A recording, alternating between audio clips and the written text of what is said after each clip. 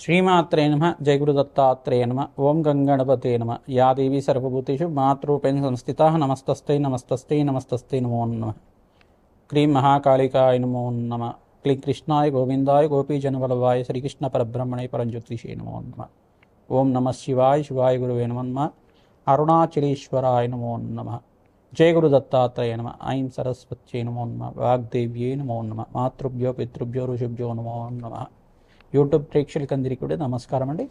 నేను పాలపర్తి గురునాథ శర్మ. నేనంతా కూడా జ్యోతిషం వాస్తు సిద్ధాంతిని.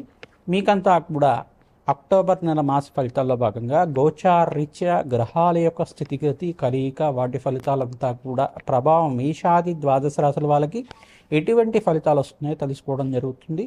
వాళ్ళ యొక్క వీక్షణ ప్రభావం అంతా కూడా నవగ్రహాల యొక్క ఆధీనంలో మానవ యొక్క జీవన విధానం ఉంటుంది. కాబట్టి నవగ్రహాల యొక్క స్థితిగతి కలయిక ప్రభావం అంతా కూడా బలాన్ని బట్టి ప్రధానమైన గ్రహాలు శనీశ్వరుడు, బృహస్పతి, రాహు, ఈ యొక్క కేతు ఒక గ్రహాల యొక్క ప్రభావం అంతా కూడా ఈ రకంగా ఉంటుంది.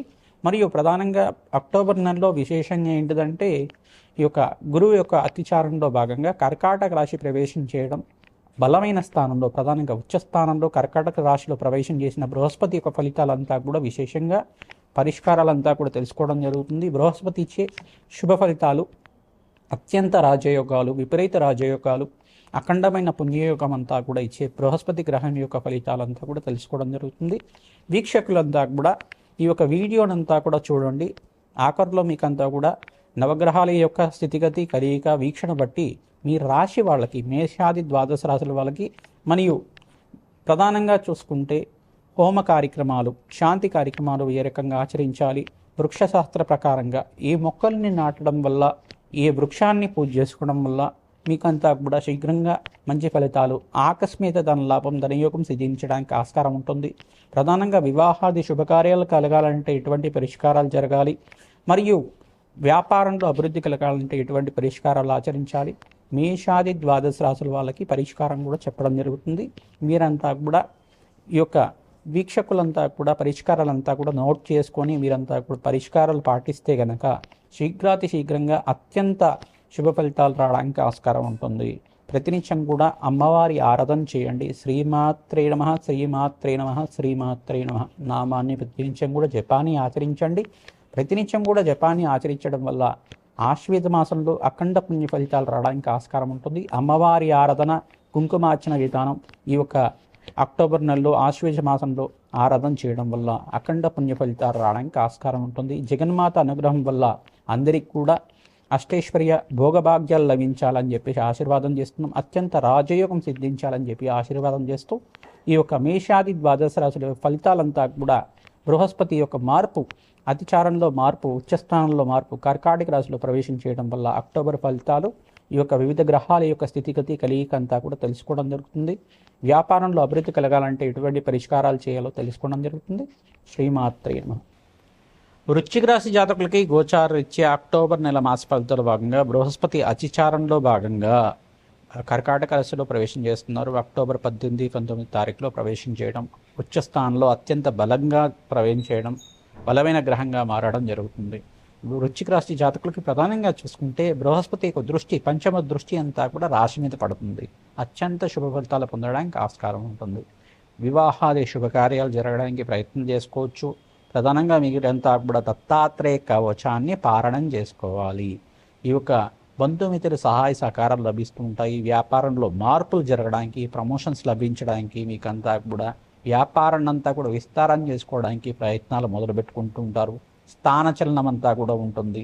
ప్రతినిత్యం కూడా మీరు గృహయోగం కోసం ప్రయత్నం చేసుకుంటే కనుక మంచి గృహయోగం సిద్ధించడానికి ఆస్కారం ఉంటుంది. భూ సంపద లభించడానికి ఆస్కారం ఉంటుంది. స్థిరాస్తి లభించడానికి ఆస్కారం ఉంటుంది. ప్రతినిత్యం కూడా దత్తాత్రేయ స్వామి వారి యొక్క అభిషేకాది కార్యక్రమాలు ఆచరించుకోవడం, హోమాది కర్తలు ఆచరించుకోవడం వల్ల అత్యంత శుభ ఫలితాలు పొందుతారు. రావి మొక్కనంతా కూడా దేవాలయ ప్రాంగణం నాటడం వల్ల దత్తాత్రేయ అనుగ్రహం అంతా కూడా సిద్ధిస్తుంది. మీకంతా కూడా సకల గ్రహదోష నివారణ కలుగుతుంది.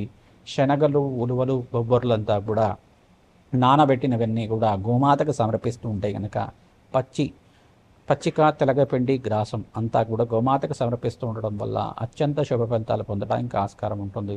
ప్రతినిత్యం కూడా ఈ యొక్క శరన్నవరాత్రిలో దేవీ నవరాత్రిలో భాగంగా మీరంతా కూడా ఖడ్గమాల స్తోత్రాన్ని పఠనం చేసుకోవడం, అమ్మవారి కవచాన్ని పారాయణం చేసుకోవడం, మహాలక్ష్మి కవచాన్ని ప్రతినిత్యం కూడా పారాయణం చేయడం వల్ల అత్యంత శుభ ఫలితాలు పొందడానికి ఆస్కారం ఉంటుంది.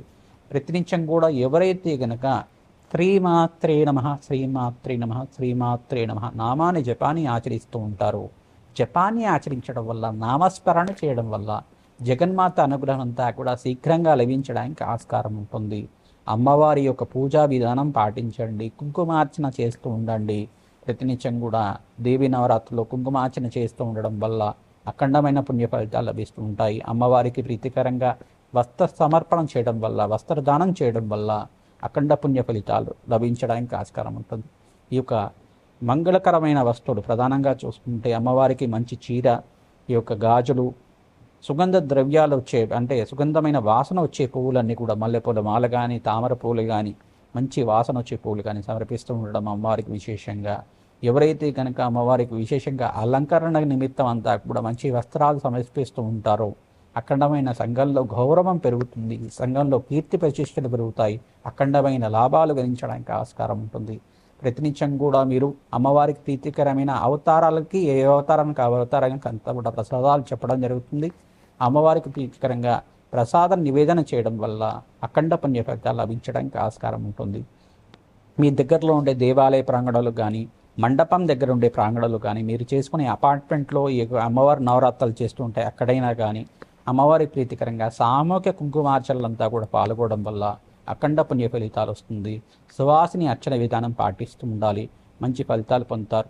ఈ యొక్క వృశ్చిక రాశి జాతకులు మీరంతా కూడా సూర్య భగవానుడు నీచ స్థానంలో సంచారం చేస్తున్నారు కావున ప్రధానంగా మీరంతా కూడా సూర్య భగవానుడికి ప్రీతికరంగా మీరంతా కూడా సూర్య నమస్కారాలు ఆచరించడం, సౌర అష్టాక్షరి మంత్రంతో జప హోమాది కార్యక్రమాలు ఆచరించుకోవడం వల్ల అఖండమైన పుణ్య ఫలితాలు పొందడానికి ఆస్కారం ఉంటుంది. ప్రధానంగా మీరంతా కూడా బొబ్బర్లు దానం చేసుకోవడం వల్ల లక్ష్మీ కటాక్షం లభిస్తూ ఉంటుంది. శనగలు దానం చేసుకోవడం వల్ల గురుబలం పెరుగుతుంది. జాతకంలో సర్వదోషాలు నివారణ అవ్వడానికి ఆస్కారం ఉంటుంది. ప్రతినిత్యం కూడా అన్నదానం చెయ్యండి, గోమాత సేవని ఆచరించండి.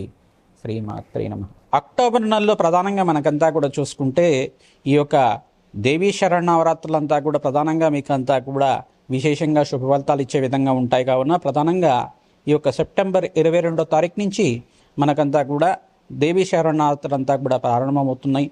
ఈ యొక్క ఆశ్వేజ మాస శుద్ధ పాడ్యం నుంచి అవతార విశేషాలంతా కూడా ఏమున్నాయో తెలుసుకుందాం. ప్రధానంగా దేవీ శరన్నవరాత్రుల్లో భాగంగా పాడ్యం నుంచి 22వ తారీఖు సెప్టెంబర్ నెల సోమవారం నుంచి ఆశ్వేద మాస శుద్ధ పాడ్యం నుంచి ప్రధానంగా చూసుకుంటే శ్రీ బాలా త్రిపుర సుందరి దేవి అవతారం అంతా కూడా సోమవారం రోజున విశేషంగా అలంకరణలతోటి, సామూహిక కుంకుమార్చనతోటి, ఈ యొక్క సహస్రనామాలతోటి విశేషంగా చేయడం జరుగుతుంది. మరియు అమ్మవారికి రెండవ అవతారంగా 23వ తారీఖు మంగళవారం రోజున గాయత్రీదేవి అవతారం, శ్రీ గాయత్రీదేవి అవతారంతో విశేషంగా పూజ చేయడం జరుగుతుంది. మరియు 24వ తారీఖున ప్రధానంగా బుధవారం రోజున అన్నపూర్ణాదేవి అవతారం, ప్రధానంగా ఈ యొక్క శాకంబర దేవి అవతారంగా చెప్పడం జరుగుతుంది. ఈ యొక్క కూరగాయలతోటి విశేషంగా అలంకరణ చేయడం, మంచి ఫలితాలు పొందుతూ ఉంటారు. ప్రధానంగా గురువారం రోజున 25వ తారీఖు రోజున ఈ యొక్క అవతారంలో అంతా కూడా చూసుకుంటే కాత్యాయని దేవి అవతారం అనేది చెప్పడం జరుగుతుంది. శుద్ధ చౌతి ఆ రోజున ప్రధానంగా చూసుకుంటే 4వ అవతారంగా కాత్యాయని దేవి అవతారం. ఈ దసరా నవరాత్రుల్లో ప్రధానంగా దేవీ నవరాత్రుల్లో అంతా కూడా చూసుకుంటే 11 అవతారాలు వస్తాయి. ఈసారి మనకంతా కూడా చూసుకుంటే కనుక ఒక అవతారం పెరిగింది, అదే కాత్యాయని అవతారం అని చెప్పేసి అంటారు. ప్రధానంగా 26వ తారీఖు ఈ యొక్క శుక్రవారం రోజున ఆశ్వేద శుద్ధ పంచమి, ఆ రోజున అంతా కూడా చూసుకుంటే చవితి పంచమి అంతా కూడా చూసుకుంటే ఈ యొక్క మహాలక్ష్మి అవతారం అంతా కూడా చేసుకోవడం జరుగుతుంది. శుక్రవారం రోజున మహాలక్ష్మీదేవి అవతారం, మరియు ఇక్కడ శనివారం రోజున పంచమి తిథి అంతా కూడా లలితా త్రిపుర సుందరి దేవి అవతారం అంతా కూడా 27వ తారీఖునంతా కూడా చేసుకోవడం జరుగుతుంది. ఆదివారం రోజున మనకంతా కూడా చూసుకుంటే 28వ తారీఖు రోజున శుద్ధ షష్ఠి మహాచండీ అవతారం, 28వ తారీఖు మహాచండీ అవతారం షష్ఠి తిథి రోజున అంతా కూడా చేసుకోవడం జరుగుతుంది. ఇప్పుడు మళ్ళీ ప్రధానంగా చూసుకోవాల్సింది ఏంటిదంటే మూలా నక్షత్రయుక్తంగా సరస్వతీదేవి అవతారం అంతా కూడా 29వ తారీఖు రోజున చేసుకోవడం జరుగుతుంది. మూలా నక్షత్రం ఉన్న సమయంలో సరస్వతీదేవి అవతారం వచ్చే విధంగా అందరూ కూడా చేసుకుంటూ ఉంటారు. సరస్వతీదేవి అవతారంలో ప్రధానంగా చూసుకుంటే ఈ యొక్క పుస్తక పూజ అనేది చేసుకోవడం జరుగుతుంది. ప్రధానంగా సరస్వతీదేవి పూజ, బాలులతోటి ప్రధానంగా ఈ యొక్క విశేషమైన స్తోత్ర పఠనం అంతా కూడా చేయించడం, ఈ యొక్క పుస్తక వితరణ అంతా కూడా చేయడం అనేది చేస్తూ ఉంటారు. ప్రధానంగా సామూహికంగా పిల్లలతోటి విశేషంగా గురు కటాక్షం లభించాలి, ఈ యొక్క సరస్వతి కటాక్షం లభించాలి, విద్యలో మంచి ఉన్నతమైన ఉత్తీర్ణత లభించాలని చెప్పేసి పూజ చేయించడం జరుగుతూ ఉంటుంది. పిల్లలకంతా కూడా పుస్తక వితరణ చేయడం వల్ల అఖండమైన విజయాలు లభించడానికి, సరస్వతి కటాక్షం లభించడానికి ఆస్కారం ఉంటుంది. ప్రధానంగా ఈ యొక్క సప్తమి తిథి రోజున మూలా నక్షత్రం సంభవించింది. సరస్వతిదేవి అవతారం రోజున అమ్మవారికి విశేషంగా అంతా కూడా అలంకరణ చేయడం, అమ్మవారికి కుంకుమార్చన అంతా కూడా ఆచరించడం అనేది చేస్తూ ఉంటారు. ప్రధానంగా మంగళవారం రోజున అంతా కూడా శుద్ధ అష్టమి, దుర్గాష్టమి అంతా కూడా ఈ యొక్క 30వ తారీఖు రోజున అంతా కూడా సంభవించింది. దుర్గాదేవి అవతార రూపంలో అంతా కూడా అష్టమి తిథి రోజున అంతా కూడా చేస్తూ ఉంటారు. ఈ రోజున మీరంతా కూడా పసుపు కొమ్ముల మాలనంతా కూడా అమ్మవారికి అంతా కూడా సమర్పించడం, గాజులు సమర్పించడం, విశేషంగా గాజులతో విశేషంగా అలంకరణ చేయడం వల్ల, వివిధ రకాలైన వస్త్రాలతోటి అంతా కూడా అమ్మవారికి అలంకరణ చేయడం వల్ల విశేషమైన శుభ ఫలితాలు పొందుతారు. సువాసిని దేవి పూజ అంతా కూడా ఆచరించడం, ప్రధానంగా దుర్గాష్టమి రోజున అంతా కూడా అన్నదానం చేయడం వల్ల అఖండమైన శుభ ఫలితాలు పొందడానికి ఆస్కారం ఉంటుంది. ప్రతినిత్యం కూడా ఇక్కడ 1వ తారీఖు రోజున, అక్టోబర్ 1వ తారీఖు రోజున బుధవారం రోజున ప్రధానంగా చూసుకుంటే మహర్నవమి అనేది సంభవించింది. ప్రధానంగా మహిషాసుర మర్దిని అవతారం అనేది సంభవిస్తుంది. ఆ రోజునంతా కూడా ప్రధానంగా మీరంతా కూడా మహిషాసుర మర్దిని అవతారం రోజున విశేషంగా యజ్ఞాధికృతులు ఆచరించుకోవడం, అఖండమైన శుభ ఫలితాలు పొందడానికి ఆస్కారం ఉంటుంది.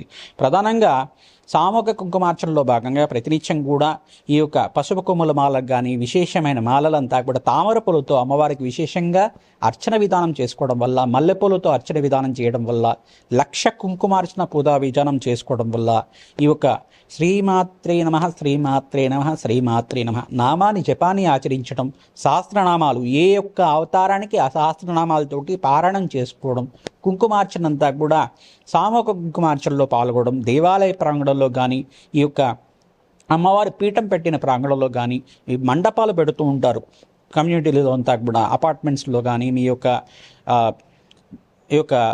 యొక్క ప్రాంతంలో అంతా కూడా అమ్మవారి నవరాత్రులు పెట్టే దగ్గర అంతా కూడా పాల్గొనండి, అన్నదానం చేయడానికి ప్రయత్నం చేసుకోండి. మీకు అంతా కూడా అమ్మవారి అనుగ్రహం అంతా కూడా లభిస్తుంది. అన్నదానం చేయడానికి ప్రయత్నం చేయండి.